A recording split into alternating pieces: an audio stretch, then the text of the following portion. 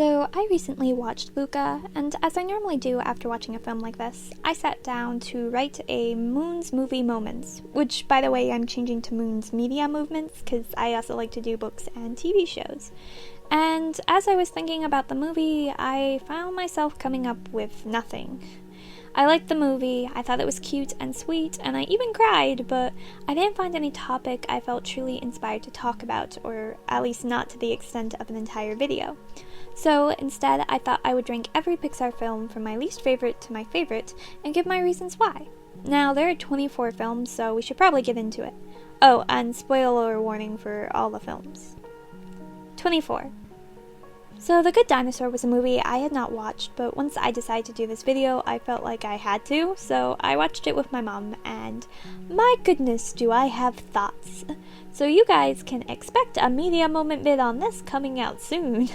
By the end of the movie, I found myself pitying Arlo, even though I don't think the movie wanted me to, as he was forced to earn his family's love, and ends the movie taking responsibility for his father's death. A death that is 100% the fault of the father. So yeah, I really want to rant about this movie, but I've got a ton of other Pixar movies to get through, so I'm going to restrain myself. Let's just leave it as I didn't like it. 23. Like The Good Dinosaur, there was a lot I disagreed with in Soul. So much so, I dedicated an entire video on my channel to it. I mostly disagreed with the messaging, and also found myself disappointed with its ending. But like I said, I've done a video on it already, so I won't get into too much detail here. I'm really sad I didn't care for this movie because visually it was beautiful, and theming-wise, it was close to being one of Pixar's best films. But for me, it missed the mark, and missed that mark in such a way to put it near the bottom of my list. 22. No one should be surprised about this next one, which is Cars 2, also known as the film Pixar wanted everyone to forget. And even then, it's not that bad. I mean, my little brother likes the action scenes, and there's a cute message about being yourself, accepting others, and friendship in there. Still, the jokes are terrible, and the amount of death in this movie would boggle your mind. Also, it's missing the sentimental feelings you normally get from a Pixar film. So yeah, far from my favorite. 21. Toy Story 4 ruined a perfectly good trilogy in my eyes. I liked the idea behind the movie, but couldn't help but feel this movie did the original characters dirty, with Buzz not being himself throughout the film, and just seeing the gang having like 10 lines between them. When the goodbye scene happened, I didn't feel it as much as I wanted to, because to me the other characters weren't really in the movie, so the goodbye didn't mean anything. Also, I had already had my goodbye. I had it in Toy Story 3, and I didn't want or need it again in Toy Story 4. Also, I felt Woody's actions went against everything he had believed in and stood by for the past 3 movies, and I just ended up leaving the theater feeling disappointed in it all. 20. I do not remember A Bug's Life that well. In fact, I've forgotten it so much I had to rewatch it for this video. It's a movie I've seen a few times, and after each watch I tend to forget it quickly. The lovely relationship was weird and felt kind of forced on the princess. Dot, though, was one of the cutest things ever, the circus group was great, and the rock joke is amazing. Still, it is seen as one of Pixar's more forgettable films, and that remains true for 19. I want to know from this point on I love all the movies I'm talking about and have watched most of them way too much. One of those being Toy Story 2, which is this low simply because it's the more forgettable of the Toy Story movies. It introduced Jessie, which I will love the movie forever for, and also getting background on Wood's toy history was cool. The store scenes were great, but by the end of the day, it was just a good movie to me and nothing more. 18. Coco is an amazing story of Mexican culture and one of my little brother's favorites. The family dynamics is beautiful, as well as the idea that family is more important than your dreams, while at the same time showing that a true family believes in the dreams of its members. This is an idea that is so hard to balance, but that this movie did a really good job doing. Plus, the animation was just beautiful. Overall, it's a good movie, and I have nothing negative to say about it. I simply like other Pixar movies better. 17.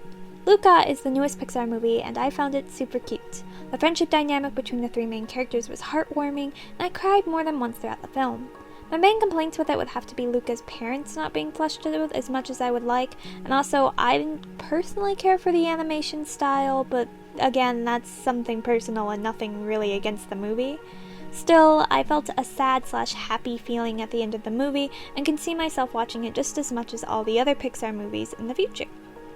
16. Another movie I cried during was Finding Dory, which had the extreme challenge of dealing with mental disorders in a positive way. I loved getting to see Nemo and his father get to interact, which was something we didn't get to see in the first film. Plus, Hank is one of the best Pixar characters, just period. There were some scenes that might be a bit traumatic for children, but then again, what happened to Dory was traumatic. Also, this is a great example of how to do fan service with us getting just enough to get excited throughout the film, but not so much that it took away from the movie. 15. Cars is a classic and one I watched a lot because I had two brothers. I did enjoy the movie, but racing was never my thing, so I never cared for the main theme of it. What I did love was Radiator Springs and the dynamic of the cars living there and getting to watch it transform as the movie progressed. Also, McQueen's character arc throughout the film is one of the best done and a pleasure to watch. 14. Monster University was one I watched a lot when it first came out. As far as prequels go, it's pretty good with only a few minor inconsistencies that distract from the original. Also, the message was one I hadn't seen a lot of and appreciated, with Mike not being able to achieve his dreams, but instead finding a new one that better fits his talents. It's a rare message for a movie to take on, and I really liked getting to see someone fail the original goal, but succeed anyways. 13. You might be surprised to see Toy Story this low on the list, but the truth is I don't have that much nostalgia for the film. I enjoyed it, and feel it was the only film of all four Toy Stories that got Woody and Buzz's dynamic right. Still, the animation is so bad, and as much as I adore the characters and story, it wasn't the most relatable of the movies for me. Mind you, part of me still believes if I love and interact with my toys enough, they'll come to life. 12. Incredibles 2 was beautiful, powerful, and Jack was one of the best things ever. It showed a mother-father dynamic we don't get to see much, and showed how hard and yet rewarding being a parent can be. In fact, it made it seem like the greatest superpower you could have was being a parent, which was really cool. What keeps this movie from being as good or even better than the original was how on the nose it was with its message about technology, and I feel it could have dialed it back quite a bit. I appreciate most Pixar movies because it's usually subtle about how it approaches sharing its messages, and I really missed that in Incredibles 2. Still, good film. 11. Now, Monsters, Inc. is a movie I have a ton of nostalgia for. It was the one Pixar movie we had on DVD that all three of us siblings liked equally. The ending felt rewarding, and Boo is so cute and fun without really having to say much.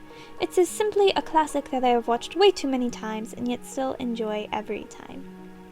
10. Starting off the top 10 is The Incredibles. This is my dad's favorite Pixar movie and a great one about the power of family. It's a classic superhero with a real family dynamic such as moving, crushes, competitiveness, and fights. Throw in some quotable lines and you're in for a good 9. I loved Cars 3, even more than the first Cars movie. The idea of holding onto the past and dreams is so relatable, and then the relief of letting it go, powerful. I loved watching McQueen train up Cruz without realizing he was even doing it, and then bringing it all back to the first Car movie and what Doc had done for McQueen was heartwarming. It showed there's value in both the new and old, and that only by coming together can truly amazing things happen. This was the sequel Cars deserved, and also another favorite of my little brothers, as well as one of my older brothers. 8. I dare you to watch Toy Story 3 right when you're about to go off to college or move or do any big life change and not cry. Watching Andy give away his toys at the end of the movie had me crying harder than it had at any other Pixar movie. It was so relatable, and I found myself saying goodbye to these toys I had grown up watching. I also liked Barbie and Ken and the adventures happening in the daycare, though I still feel Buzz was short-sighted as he tends to be in every movie except for the first one. 7. The mother-daughter relationship in Brave was one I quickly latched onto, and also the mythology base of the movie was one that excites me to no end. Wisps and witches and magic bears was a world I fell in love with, and Brave has some of my favorite music. I didn't care for the triplets or the nurse, but enjoyed watching Pixar make fun of Disney's idea of a princess by making an amazing one of their own. 6. Another family favorite, this time my mother's, is Ratatouille. A rat who can cook is such a clever idea, and it was done so well. I'm more of a baker myself, but could still appreciate the complexity and beauty of the cooking in this movie. Also, the food critic's mini arc and the plot twist throughout were so engaging from beginning to end. 5. WALL-E is a movie of few words and yet a masterpiece. The love dynamic between Eve and WALL-E is sweet. Like Incredibles 2, the movie is a bit heavy on its message, but the way they used animation and not words to tell such an engaging story more than makes up for it. I mean, any movie that makes a cockroach cute deserves to be in the top 5. 4. I originally didn't care for Up until I rewatched it at an older age. I believe it holds the record of being the Pixar movie that makes you cry the fastest, with the opening credits having you bawling. Then you have the amazing animal side characters and some intense action themes. Also, seeing how the young and elderly need and support each other is heartwarming. When Carl gives Russell his badge at the end, you find yourself crying just as much as you did in the beginning, only this time, happy tears. 3. Onward is a relatively new Pixar movie, and in my opinion, one of the best. The idea of having a sibling take the place of a parent when they need to is a very common thing I feel like a lot of kids and adults can relate to. Also, the movie had one of the best endings of all the Pixar movies, with Ian giving Up a chance to meet his father so Barley can say a proper goodbye. Talk about meaningful and powerful. Also, the mother was great, and even the boyfriend was a positive figure who just wanted to connect with the boys. There was no real villain, just discovery of the importance of family. 2. Finding Nemo was the first Pixar movie I can remember watching. My family had the Game Boy video game, which we loved taking turns playing. I had a littlest pet shop I called Nemo, and we always hunted for the Dory in every fish tank. As a little girl, I found all the jokes funny, and now that I'm older, I still do. It amazes me seeing how far this father will go to get his son back, and the fact that Nemo helps in his own escape was empowering for me as a little girl to watch. 1. And that leaves Inside Out as my favorite Pixar movie. I loved it because I saw so much of myself in Riley. I too moved away when I didn't want to, and then was expected to be strong and hide my feelings about it all. I also found myself growing emotionally cold as I felt like my family was falling apart all around me.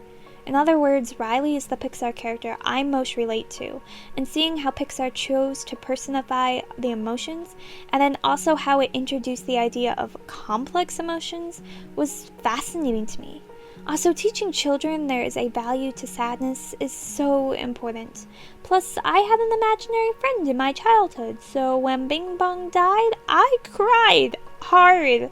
And oh my goodness, the symbolism and jokes were just perfection, and to me, Inside Out is the best of all the Pixar films. Of course, this is just all my opinion, and just for some fun, I would love to know how much you guys agree or disagree with my list in the comments. Or if you don't want to rank all the movies, maybe just let me know which Pixar movie is your favorite and which one is your least. Also, let me know if you would like me to do some other ranked videos like this, because I'd be more than happy to do so. I mean, I think a Marvel MCU movie could be in the future. But for now, this is all the time I have for today. I hope you have a beautiful and blessed day, and I'll talk to you again soon. Bye!